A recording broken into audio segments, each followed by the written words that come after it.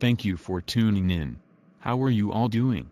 Welcome to another episode of SME Kitchen. Our guest SME today is Wanda. She was, an instructional designer. Let's give it up for Wanda.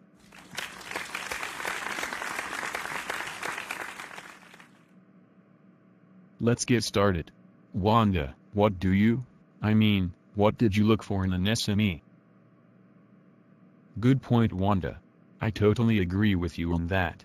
The basics are the SME can commit to supporting the effort. Oftentimes they are very busy doing other things. So there are scheduling issues. Other times they have not done the work they are expert in for some time, so maybe their knowledge is not current. But yes, generally speaking, to be effective an SME needs to be accessible and willing to help. Next question. How do you engage with your SME during a project? In other words, what can you do to set expectations as the project kicks off so the SME commits to the team's efforts? Awesome. Yes, work with the SME to develop a story around the problem or opportunity. It helps frame the topic in a way others can empathize with. Exactly. Empathy helps your SME and other team members engage with the project. Looks like we have just enough time for one more question.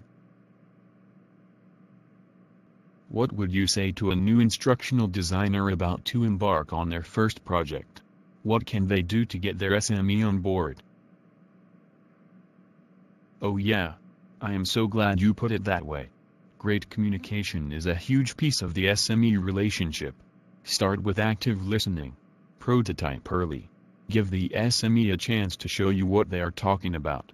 Getting a prototype out there for the SME to see will probably result in early misses.